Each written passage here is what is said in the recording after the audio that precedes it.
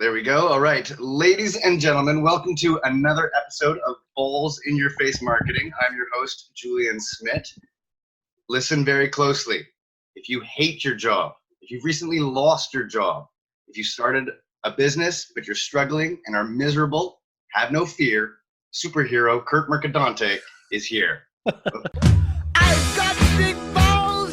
I've got big balls. They're such big balls, and they're fancy big balls. And he's got big balls, and she's got big balls. But we've got the biggest balls of them all. There's the man. Curt, thank you so much for coming on the show and spending some time with me. I appreciate it. Oh, thanks so much for having me on. It's my pleasure. Awesome. So I did want to get to an article that you posted a few weeks back that caused me to feel a certain kinship with you. But before I do that, let me work my way backwards, because you recently posted an article about the passing of your father that was absolutely moving. I brought a tear to my eye, man. I thought it was great, and I think that's a great way to maybe talk a bit about what you're trying to achieve, what your mission is. Sure. Yeah. So, my purpose, my mission in life, and it took me many years to kind of figure this out and define it, much less live it, is to save the world by helping individuals fight for lives of freedom and fulfillment. Today, I'm less of a superhero. I'm Dumbledore today. I got my Hogwarts shirt on. A few people, I think Jake Jordan might have started it, nicknamed me Dumbledore on LinkedIn because of my beard. Yeah. It's a good beard. Yeah, thank you. Yeah, it's kind of crazy. I just had a passport photo taken. Actually, I will show it to you, and I look like I'm. Oh yeah, you look like trouble. I'm about to serve 5 to 10 for Grand Theft Auto or something. So yeah, it took me many years to determine that and to find out what my mission is, and I had imposter syndrome for a long time. And it was the bandage was kind of pulled off, and the festering wound was exposed when my father died, because he was a guy in that article. I call him a real world Tony Stark. He worked on the space program, designing fighter jets. He led the team that designed the electronic switches on the Boeing 777. And when he passed away, you go through boxes and you find the letters from NASA, right? And you see these things, and you're like, wow. And then at the funeral, there's like 70-year-old men bawling, not because of the work he did, but because of the volunteer stuff he did in the last 10 years. And he was president of the Notre Dame Club and reading audiobooks, recording audiobooks for the blind and all these things. So I'm sitting there, and my dad was my hero, and I'm thinking, God, what the hell am I doing? I'm not doing anything. At the time, I was in the middle. I had a successful run for 13 years. I owned a public relations and ad agency. And I was kind of miserable, and it really came to the fore. Like, I'd always had a feeling since I was young, I love superheroes. Like, I'm supposed to do something to save the world. And I went into politics because of that. And politics ain't about saving the world. It's about saving the politician. So I got out of that. But I had a public affairs, public relations ad firm. And I started coaching colleagues and friends, because they came to me and they're like, listen, you've built this business and you put together a program to scale up. And I said, yeah. And on the days that I coached them, I realized I didn't have that feeling anymore, that lack of fulfillment. I thought, I really like doing this. And so I put together a program, and it was like a 3-year plan to ramp up the coaching and ramp down my agency. And after 4 weeks, it turned into a 4-week plan, because I was like, screw this. I know what I want. And at peak revenue, it was the scariest thing I ever did, but the best decision I ever made. I shut it down. Interesting. Yeah, well, I mean, I certainly believe that, just in life in general, that finding our purpose, finding our meaning, that we all have one, and then I think that's, a big problem societally today, that especially with young men who are struggling and feeling a sort of a lack of purpose, a lack of meaning to their lives. Without that, trouble happens. So I think it's a great message, and I think your mission is outstanding. I love it. Thank you. I appreciate that. So let me then go back to the article that I think it was titled "Why You Should Piss More People Off." Oh, that article, yeah. Yeah, right. and I love it. I knew exactly where you were coming from with that. Obviously, some people didn't. Why don't you tell me a bit about the pushback that you got on that? Sure. Well, I was in public relations and advertising for 13 years, so I knew exactly what I was doing and if you read a lot of my headlines, that's what I do because, if a tree falls in the woods and no one there to hear it, did the tree really fall? I want people to actually read my stuff. So I wasn't advocating in that article as some people thought, because, in this day and age of fake news, the biggest problem isn't the fake news. It's the fact that people share articles and get very strong about them. And then you read the article and it has nothing to do with what that person thinks. They do it based on the headline. So some people got very upset and started to say, oh, you need to read Dale Carnegie and How to Win Friends and Influence People and this and that, and you should never intentionally. And if you actually read the article, what I was saying was, be yourself, find your unique self, your superpowers. Don't be afraid to live your uniqueness, and don't conform. And if that makes people upset, then so be it. And my wife and I homeschool our kids. We're not in your face about it. I talk about it because I'm passionate about education. I'm passionate about my kids. But it's not like I'm like, we homeschool and you're bad because you do this, that, and the other thing. Right. But we'll tell people, some people who would never, ever want to discuss religion and politics because it's messy, will all of a sudden come out of their shell when we tell them we homeschool. And they're like, oh, you shouldn't do that. Your kids need this. Your kids need that. And suddenly they know what we need. And so, that's just one example. But I think there's a problem. I think the biggest problem, and this is like keeping me up at night, is groupthink and conformity. And we come out of the womb with exploration and discovery, a sense of exploration and discovery, even if it's just discovering, behind the couch, right? Yeah. And somewhere along the line, and there's evidence specifically, a preschool cancels its kindergarten class or its theater program because it wasn't getting the kids college ready enough and career ready. Yeah. It starts at an early age where that sense of discovery and exploration is quashed in favor of coerced conformity. And it's all about get that 4-year college degree, select a major, go into this, do that. And when people get to 40 or 45, they come to me, right? And they're like, listen, I've been living a life that was what my parents wanted for me when I was 15, right, or what I thought I wanted when I was 16. And now I'm miserable because I wasn't living my uniqueness. I was living someone else's expectations. And it's a real problem. I think some of that's happening with men. I think there's a lot going on with men you brought up. But we're not allowed to bring that up because bringing up the problem with men is somehow anti-woman, according to some women. But that's a whole nother episode, I guess. Oh yeah, no, I mean, man, there's a lot of things that you touched on there that I've very similar feelings about. One, I certainly do agree that, the traditional education systems are starting to fail us. That doesn't mean that, I want to abandon them. I think the universities traditionally is an institution, the sort of the crucible from which ideas are born and evolve. So I would love to see them go back to that role. But unfortunately, the cost has become very prohibitive for people. And then also, yes, there's this sort of group think issue. And it's funny because, the show is really more about marketing and sales, not about politics. So, but it goes into, it's all connected because I think when you look at the jobs of like tomorrow, like literally tomorrow, not like next generation tomorrow.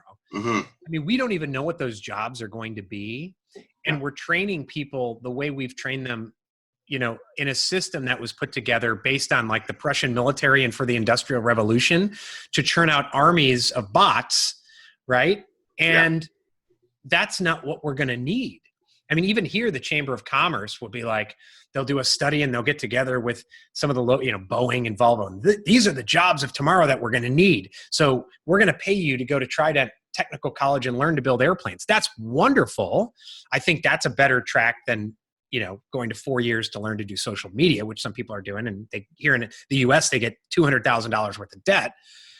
But the problem with that is we're training them to go in to do specific tasks to build an airplane.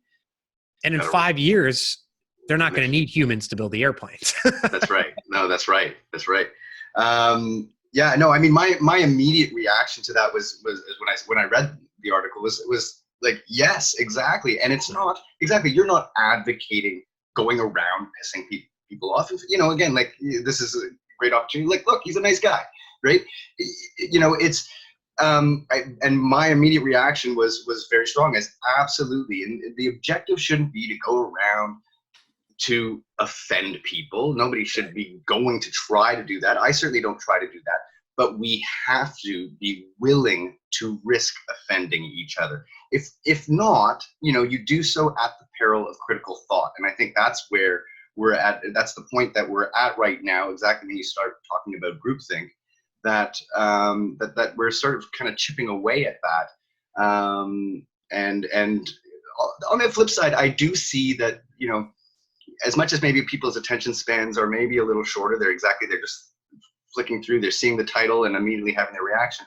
Once people do attach to something and relate to it, then they dig in and they're willing to spend a lot more time. So I see a bit of both sides. I see this closing off, and at the same time, I see this sort of awakening happening that I think is kind of exciting.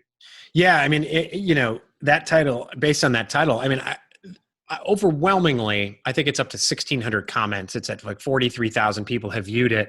And I was actually looking through the stats last night. It was like, wow, 3,000 people came in through Facebook. So someone took it and shared it on Facebook as well, and all shared on Twitter. The vast majority of people were like, right on, great, this is wonderful. And I love when people come in and disagree with me. One guy said, you obviously don't like disagreement, but I had been going back and forth with him for like 10 comments. So I actually love it. I love the give and take. My point was that he was making an argument against me that I didn't make. Right, the straw man. Yeah. And I loved it though, because the more he commented, the more other people come in.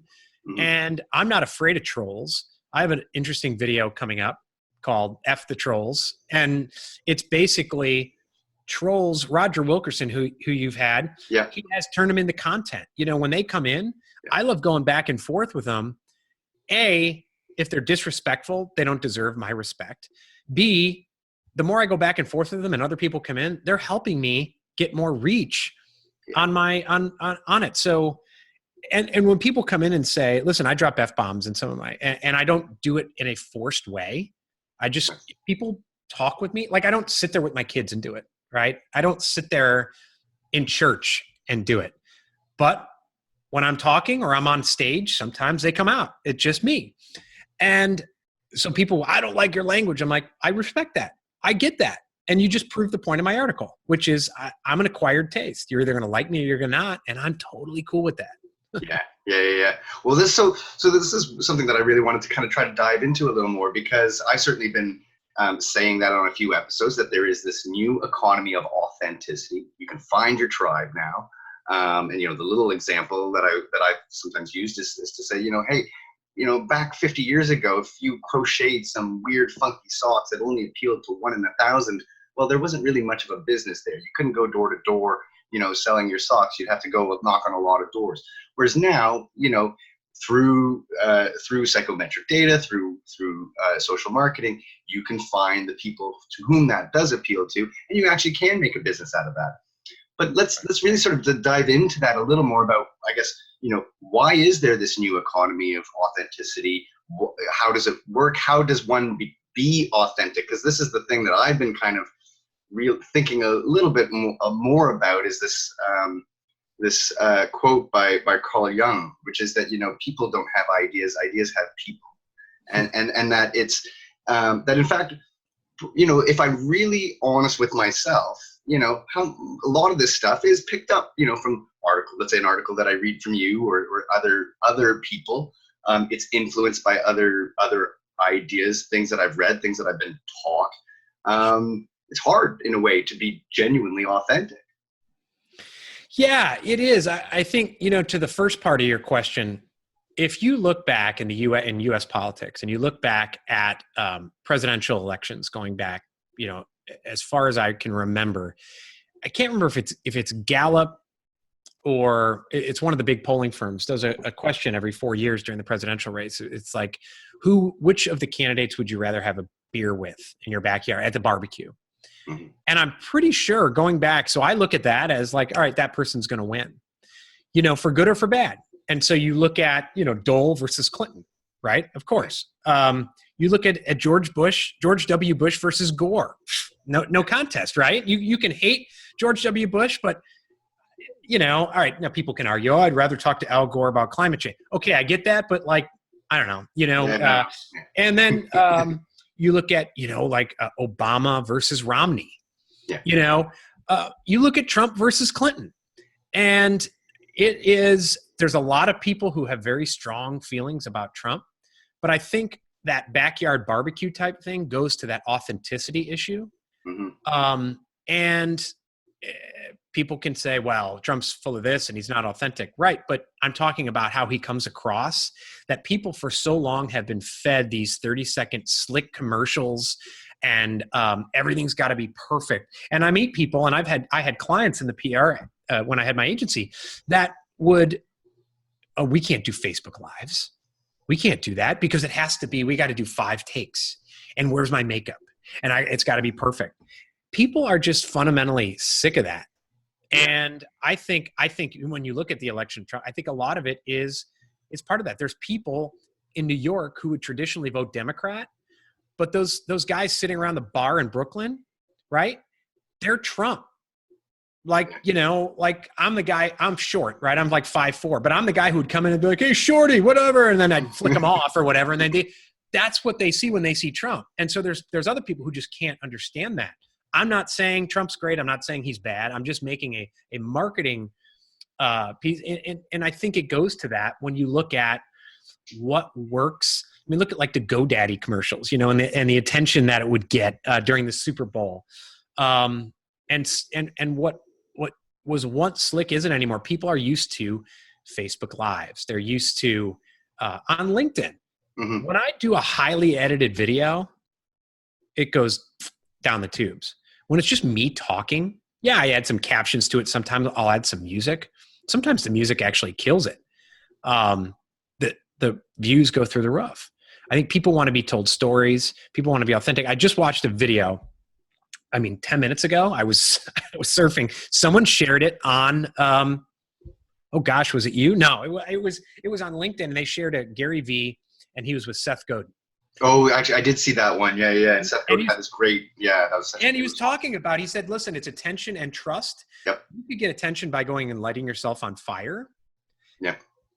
But if you don't, no one's going to trust you. No one cares. Yeah. And I think that is, every once in a while I'll get on there. I'll get someone went off on his own page and started doing posts about me that I was a bad guy because he asked me for details on my coaching program. I sent him a link, and he went to the link, and I was charging money for it. Gasp. So he was mad that I didn't really want to help people. And so I had people like messaging me and calling me. I do calls all the time with friends and people I know to offer them help. You're on our show. Yeah. I don't know who that guy is. I have no idea who this guy is. And all of a sudden, so there's, you have to, I know people who have gone and sat with Gary Vee and didn't pay him, didn't do anything for him. Maybe they start on his thing, but he helps people. And so it's that sense of authenticity that, like someone like Gary Vee, or if I'm on stage and I drop an F-bomb, it's not fake. It's not forced. It's not just me lighting myself on fire. People who know me know that's the way I talk.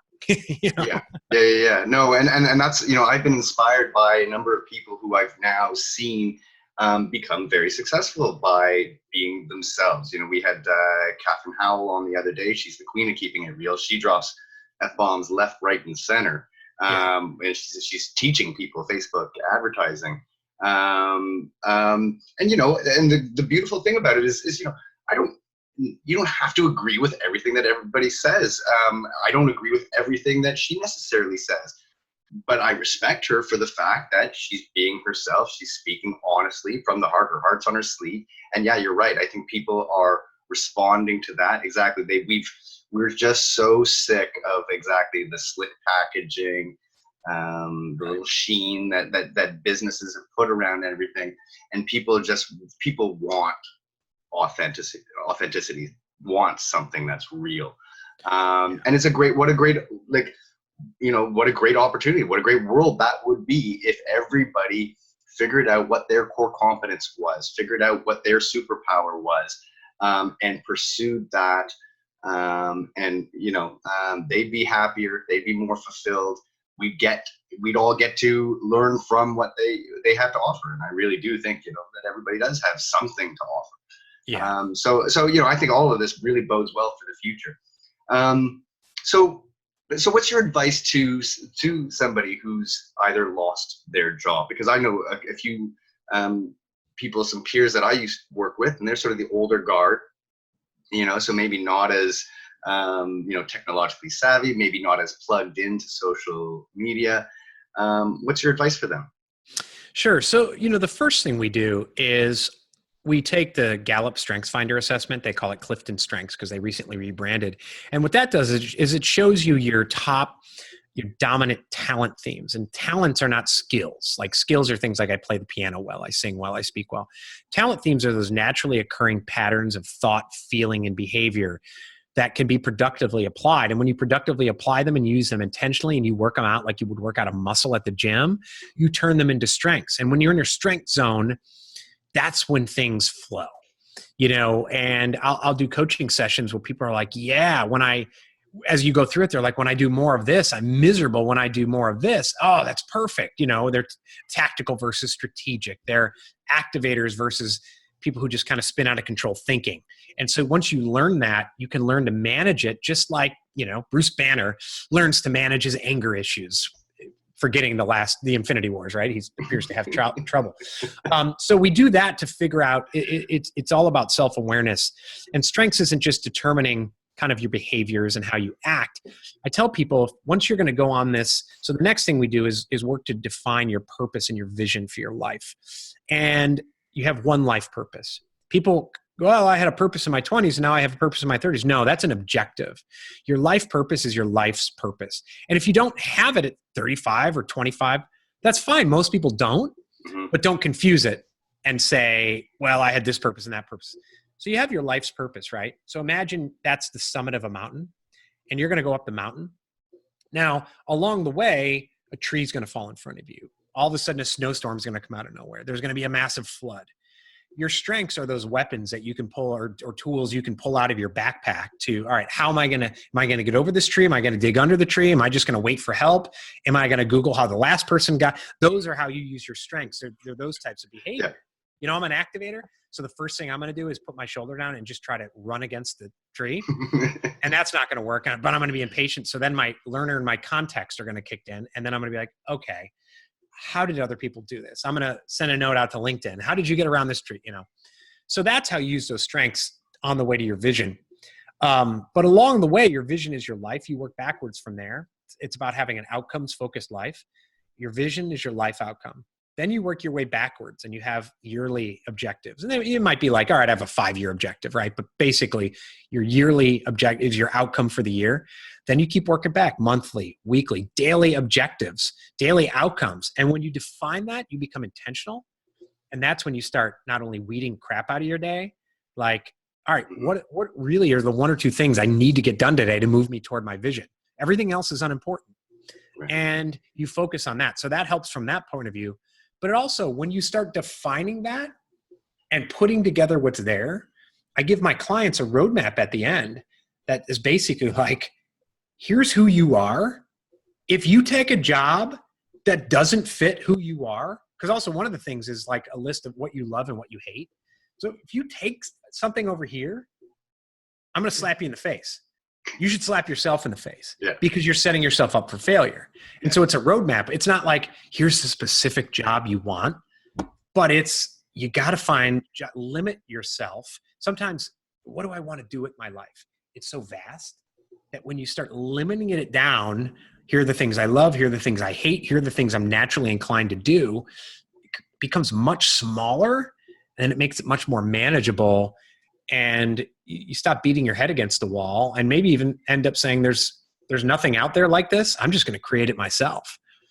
And so that's kind of the long story. Well, I mean, look, it's great. It's really great advice, I think, for a lot of people. I mean, I'm certainly, finding that the more that I'm spending the time doing the things that are within my core competencies and the things that I'm passionate about, the things that, that I know I am in flow with when I'm doing it, that, you know, I just feel so much more fulfilled, you know, and it's great. It's such a good, and I think it, you know, you feel it. People know it when they're doing it, right? It's that thing that you do when all of a sudden the passage of time is just gone. You know, all of a sudden you wake up and you realize, oh my gosh, I just pulled an all nighter and I didn't even realize it. Right. You know, right. it's a great, you know, it's a great feeling. And you give off. I'm a big believer, and I don't know what to call it, but when you start living according to that, you give off energy. And it's people know it. And, you know, when I talk about these things, people on my videos, and that's why when F-bombs start slipping out, I start getting passionate about it. I never did that about anything I was doing in the PR realm. You know, it was great money, but it was like, and I tell people it's funny. And it was this way. It's this way now, especially, but when I talk about freedom and fulfillment, you know, when I get the most clients is like when I go on vacation or I take the day off. And I feel like it's almost like this energy, like the world knows Curt's practicing what he's preaching. Even if I'm not making videos or not doing anything, all of a sudden this incoming comes in. And I talked to someone who she was going in to quit her job. It was a very toxic job. She went in on a Friday to quit. And they ended up letting her go anyways. And she had tears of joy. She was so happy. She said it felt so great. The fear that kept her back was she wanted to start her own business, but where am I going to find clients? She got fired. It was actually a Thursday. It wasn't a Friday. She got fired and put out like a Facebook message or something. And the next day she landed a client that was paying her more than her job was paying her. And I said, it's that energy. It's that energy. I know people who do that all the time, and they're so scared and they quit. And it's almost like it's free and the world senses it. It's like, oh, great, you're finally free. I want to hire you. Yeah. Yeah. Well, no, I mean, I was having this very kind of sort of bizarre and sort of deep conversation with Kat Howell on this episode. And she was talking about a bit about that, about how there's sort of this delayed reaction. And that's sort of the issue sometimes, is that exactly you put all your energy into something, and then oftentimes exactly that the return on that is a little delayed. So what she's learned to do exactly is what she's saying is that she's learned to really shorten the refractory period in terms of when, you know, she hits a challenge that used to sort of ruin her month.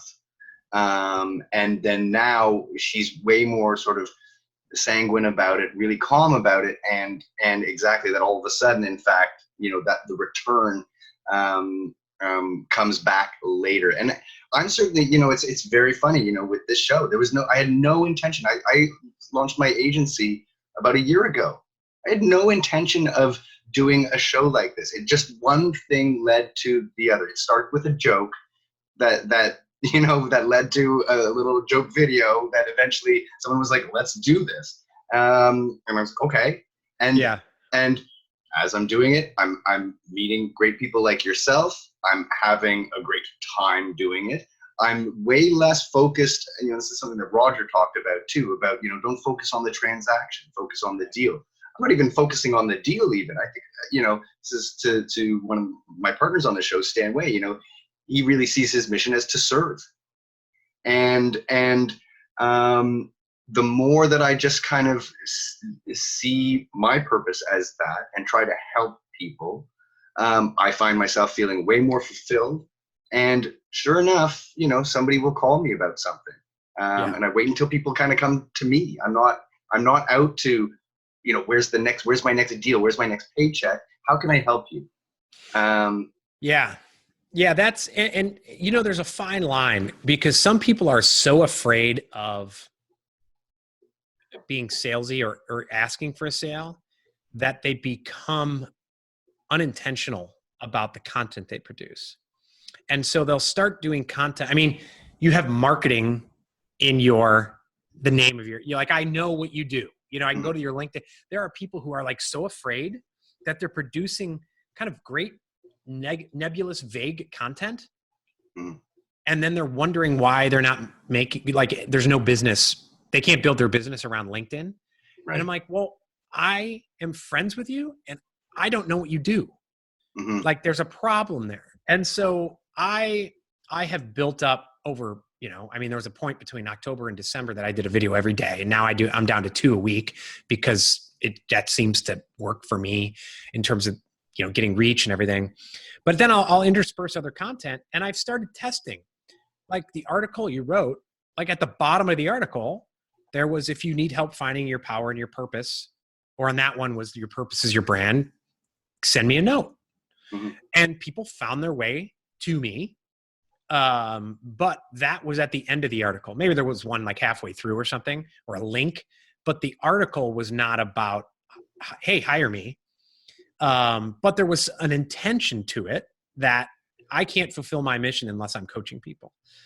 Yeah. And I told someone too, is if I had $3 billion in the bank and didn't need money, and was financially free, I'd still charge a premium, because what I find is, very few people will wash a rented car.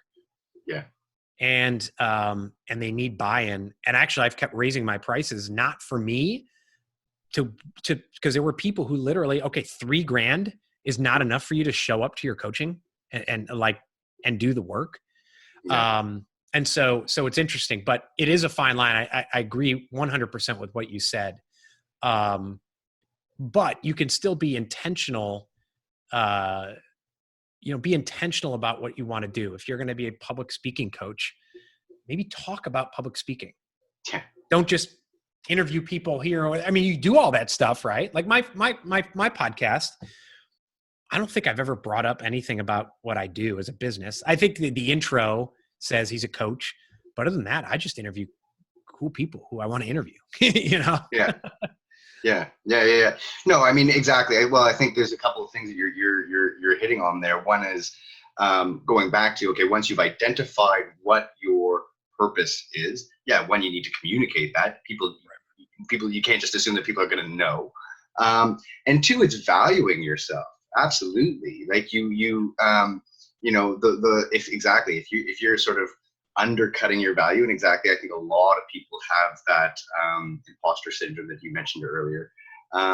So they feel like, okay, I'm good at this, but no, like if that's your strength, if that's what you're good at, don't. And because what I also find too is rarely is the issue about, for any kind of service, if somebody needs something, rarely is the issue the money. Yeah. Right. It's like, I mean, you think about, like, let's say you've got some major pain in your shoulder or something like that, and you go to the doctor, right? And he's going to ask you a whole bunch of questions, and he's going to tell you, okay, well, here's the solution to, and it's going to cost you $10,000. If that's a debilitating pain, even if you don't have the $10,000, you're going to find it somehow. Right. Like some people, but it's interesting. I think it goes to wants versus needs. There are people, and I have known them, who will be in pain. I had a relative like this, right? And, but the clinic's going to charge me $500 just to see the doctor. Well, I know this particular person spent probably $1,000 going out partying that month. Or people, I had a guy come and say, money's really tight. I can't afford your program. And this was after he told me the wonderful vacation he took over the weekend with his wife, a weekend getaway that probably cost $3,000. Mm-hmm, mm-hmm. And so you're exactly right. But people also spend money on, there are some people who won't, if it's debilitating, still will not go to the doctor because they'd rather buy the car or the flat screen than going. But your point is, it's correct in that I tell people my biggest competitor is not other coaches, it's the people themselves. And some of them are fear or denial. And it's not the money. It's never the money. It's either they don't want it. So I have a questionnaire when people want to hire me. It says, is this something you want in addition to something you need? Mm-hmm. Because if you want it, you're going to show up. You're going to, you're not going to have to be dragged to the dentist. My tooth pain. Oh, great. I know people who need root canals who won't go to the dentist because they don't want to pay. They don't have insurance, Yeah. So, yeah. Yeah. But, I mean, I think it goes back to sort of what I was saying about the difficulty about being authentic is that in exactly that, so often there is a clear sort of inconsistency between what people say they want versus how they behave. We don't even know how often. That's what I mean. I think so often the things that we say that we believe in, say that we are, we're not. I think more often than not, in fact, we're not. Like what we really believe, what we truly think, frequently is not the way that we present ourselves, and we're not conscious of it. But for sure, and so obviously for me, it's a clear. That's it's how do you behave? What do you do? That tells me what you really believe, what you really want, not what you say you want. Yeah, I have an article that's coming out. Might be this week or next week. Called "Are You the Real Deal or Full of Shit?" And it's meant for it's funny. Coaches, we're confidential in terms of names and specific people, right? In specific circumstances, but we do compare notes in terms of, hey, what's working for you for sales? And there's a lot of people out there who, I was in B2B for years. There's people who are like, send me the link. I'm in, I'm paying tonight. And then they literally, I've had people block me on Facebook. Like I can't find them, and they block me on LinkedIn because they're so ashamed that they're in denial and the fear of doing it. Right. I was talking to someone today who said that he talked to a coach. The dude paid the coach $5,000, did one session, and then disappeared. Didn't ask for the money back, just disappeared. And so that goes back to what you're saying about the money. It's not the money. This person was like so ashamed of having to, admit that things were, different in his life. But the article, there are people, and you find out who they are. They'll do videos on LinkedIn, and they're motivational videos. And here's what you have to do for a fulfilled life. And those are the same people. You go to Facebook, and every day is like 17 motivational memes, GIFs, all this stuff. But then that same person calls coach, goes from coach to coach to coach to coach to coach, never committing, admitting that their life's a mess, and then saying, I want to talk to you about your coaching. Before we get there, I just want to tell you, and here's the 8 excuses I can't do your coaching. But it's almost like they're looking for free advice or almost permission that it's okay to be miserable. You know what I mean? And and so when I see them do videos, I'm like, it goes back to that authenticity. I'm like, you're full of shit, you know? And I feel bad for them that they're trapped in this comfort zone of misery. Yeah. But I have relatives who do that, and they get so fired up on politics, and they don't even vote. Yeah. No, well, I think hopefully we're sort of coming out of that. That's been sort of the one, definitely a drawback that I see of social media is exactly that everybody for so long now has been presenting nothing but that positive smiley face. Here I am happy here I am happy with this, there's my wonderful plate of pasta, look, my life is wonderful. And so people have been spending a little bit of time, so much time sort of looking at everybody else appearing happy, and of course life is kind of shit sometimes, right? Like we're all a bit like miserable. Life is suffering. That's the way, I always have a bit of a sort of a knee-jerk pushback, for these people who are like, every time you ask them how they are, they're like, I'm great. Right. Yeah. Come on. So I think the more, again, the more that people are starting to say, you know what, my life isn't perfect. Other people are like, oh, okay, great. I'm free to be honest, to be real. And again, I think the more that you do it, there's a return for it. Yeah, I think, it's interesting on Facebook. I call it Anger Book, but it's because it's like I log in and it's like, what am I supposed to be angry about today? Oh, Steven Spielberg killed a dinosaur. Remember that was going around? It was a fake picture. And idiots thought it was real. And I'm like, okay, I got to be angry about that. I saw that. Yeah. So they're either really angry about something, something they don't even understand, or something that someone told them to be angry about, or it's that fake motivational stuff. It's like there's no in between. One thing I love about LinkedIn is that it's not overtly positive, but what it is for the most part, there are exceptions, people are pretty vulnerable, but in a constructive way, in a growth-minded way of, I'm going through this. Like Chantel Sumis, I don't know if you know her. No, I'm interviewing her. she goes through issues. She's got, you know, Oh, yeah. MS and those things, but she's also positive about it. And I started my company and here's where I'm going, or I need help, versus everything's great and down with Trump, down with Obama. You know, that's Facebook. It's real. And Well, Twitter's even worse on that, right? Like Twitter's just, Twitter's just an all-out brawl, you know, bar fight. Yeah, it's like a fire hose of shit. Yeah. So that's what I like about LinkedIn. And it's business minded. You know, there are people who, when certain people posting like, this isn't Facebook, it's like, yeah, it's not. And I don't, most of the content, I've weeded out a lot of the people on LinkedIn who are toxic anyways, but for the most part, it's people kind of at least heading in similar directions. You're not going to agree with everything, but it's not insulting for the most part. And people who do insult, who do troll, I like to have fun with them, but and then I block them. But that hasn't really found its way. More so for women. There's a lot of weirdness out there, but you know. Yeah, no, I agree with what you're saying. That it is exactly like what you're saying. People are allowing themselves to be vulnerable in this constructive way, and I find it, way more sort of productive or and constructive. It's very interesting to see. What's interesting about this, because somewhere, as I'm talking to different people, it's great to get all these different sort of perspectives on this. And a lot of what you and I are talking about, and I've had a lot of discussions with people about sort of the mindset and the vision of that. And then I had this outstanding conversation with this guy, Jim Still, very successful career. And he started saying, okay, you talk mindset, I talk habits.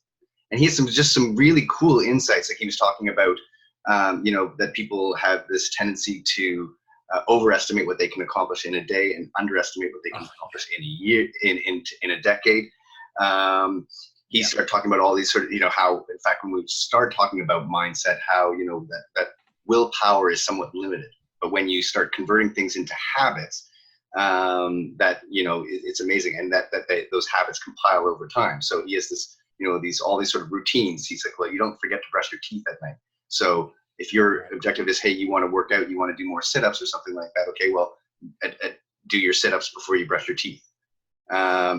So somewhere I think it's this is what I'm trying to abstract from people is exactly what's, because I think I do definitely believe that there is this clear distinction between a growth mindset and a fixed mindset, that people like yourselves and so on, it's like, that, hey, like keep on learning, keep on expanding your horizons. I'm like you. I love it when somebody posts something on LinkedIn that challenges my way of thinking. I absolutely love it. Somebody was it Fraser? Yeah, Fraser Cameron. Cameron, had that post the other day about how work-life balance is a myth, and I loved it because I'm guilty as charged. I've said it, right. And it's outstanding. So there is this joint growth through LinkedIn that I'm experiencing, and that all of these episodes, in a way, it's sort of like one person has led to the other. It's been this very, in a way. And Fraser, by the way, is my coach. Is he? Okay, he's my coach. Yeah. Interesting, because then somebody said, hey, you should interview him, and now he's now agreed. We haven't set a date, but he's going to come on the show as well. So he and I may do some joint podcasting here in the near future too. So interesting. Yeah. Well, this is what I'm saying is, like, it's so funny how one conversation has led to the next. Like I had one of the earlier episodes I did with Casey Milhouse Singh, and then that kind of led to Roger. And what I'm loving about this format and talking with people is, and this is what I was saying on when I was being interviewed on Bob Lowe's new show. Is that a conversation is like a journey, right? A good conversation, it has this life of its own. You don't know where it's going to go. It's a journey. And if it is a good conversation, then the viewer gets to kind of come along for the ride. Right. And I think that there's some entertainment value in that as well. So I think people are hopefully learning and, having a bit of entertainment. Absolutely. There's one thing that I want to go back to that you said, sure. That's the mindset versus habits. Mm-hmm. And what I find is, it's both. Yeah. And to get to the habit part and to get to putting systems in place, they have to surrender to do it. And so whether it's, and Fraser's message of you can do it all. You can be successful. You can make $1 billion, but you can do so in alignment with your family and yourself. Or I do a coaching course called Create More Time. And there are people who push back. My day, there's no BS in my day. It's bad. First, they have to be able to get rid of their scarcity mindset and adopt an abundance mindset, which allows them to surrender to the program. Then you can put the systems in place. Because if they don't surrender that mindset first, they tune off. And I have some people, even in some of my courses now, who they signed up and they're going through it, do this, do that, and they just don't do it. It's just, you can tell they are so limited and self-limiting with their mindset. So you have to get that mindset first, and then do the program and believe in it. Mm-hmm. And when you believe in it, and when you work in your strength zone, the habits can be according to what your strengths are. But yeah, I think it's both. Yeah, no, I agree with that. It's both. That's what that's sort of what I'm saying. It's very interesting to hear these both. So I certainly started from more of the mindset perspective, and then Jim kind of brought that in. And again, it's this sort of journey. And that's the funny thing is, just as much as I'm trying to help people with this show, it's helping me. I'm learning stuff. Right. Talking to you with every individual that I meet. And so hopefully, the audience is getting the same thing. Yeah. So any other sort of final sort of tips and advice, again, for those people who are either have recently lost their job or just hate their job or starting a business and realize that, man, they've gone down the wrong path and they hate what they're doing? Yeah, it's, the vast majority of my clients in my one-on-one coaching, which is kind of let's get down, let's get our hands dirty in 9 weeks, let's turn it around. The vast majority are over the age of 45. And what I found is a lot of them tried the self-help, they tried the seminars, they tried to listen to some podcasts and things like that. And they're like, I can do it. Or they were in kind of denial. But when you get to 40 or 45, you start to see around the corner, 60, 65. And some of the pain starts to get a little bit scary. And you're like, oh, at 30, I got time. I could just be miserable for another 5 or 10 years. But when you get to a certain point, it's like, oh shit, I got to get help. I got to do something now. And I mean, I had a client, she was 64, and she called me and said, is it too late for me? So my message would be that whether you're 20 or you're 65, whether you have 1 day left on this earth or 40 years, why would you want to live 1 millisecond more without a sense of freedom and fulfillment? And if you're 30 or 35, you could still die this afternoon.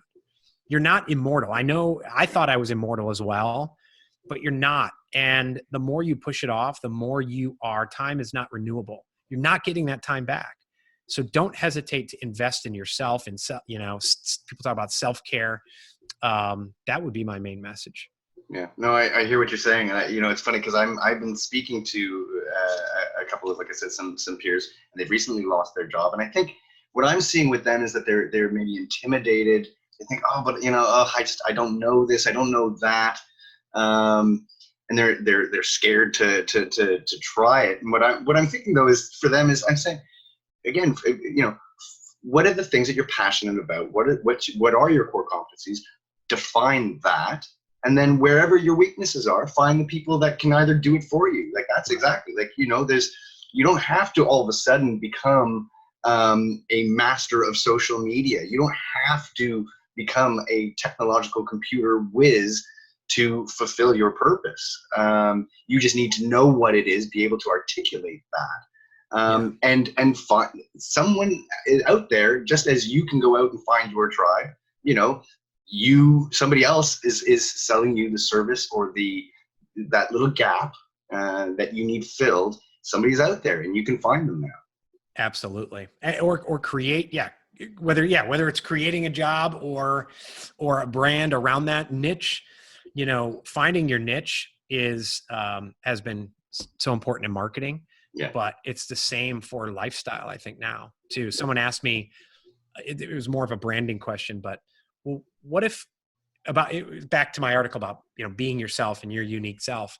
And he said, but what if you're just a plain Jane? And I said, then you be the best plain Jane you can be and find the other plain Janes out there who want to pay you $100 for your plain Jane books.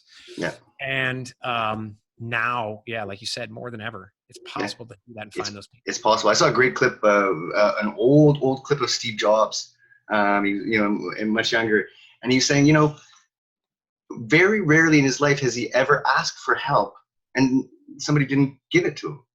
You know, he tells a story about how he was 12 years old and he wanted to build some circuitry, and he went and called some, I don't remember the name of who it was, somebody who was really successful, and says, you know, hey, do you have spare parts? I can build this. I'm a 12-year-old boy. You know, because back in those days, you know, you could look them up in the phone book. Called the guy up, and the guy had a big chuckle about it, sent him the parts, and then gave him a job. You know, so exactly, you know, look out there. So exactly, put out a post, you say, hey, I'm looking for this. Do you know anybody? And Quentin, do you know Quentin Allums? I don't. He just so he's wonderful. He's a content creator, great video creator. He just started a new content company, and I thought it was funny because he just did this last week. He put out a video saying, we have this new company, me, Eric, and I forget the other guy's name, and we need office space. Anyone know of office space out there? And they got it. Yeah. They had like an influx of people emailing him, and he told me to do the same thing for speaking opportunities, because I do speaking and I get them kind of inbound and organically. He's like, put out a video asking for it. So yeah. Awesome, man. Thanks so much for spending some time to talk with me, and for sure I'm going to throw links to your program and everything down below. Awesome. I really appreciate it. This has been a great conversation. I agree. Thank you so much. It's been an honor and a pleasure.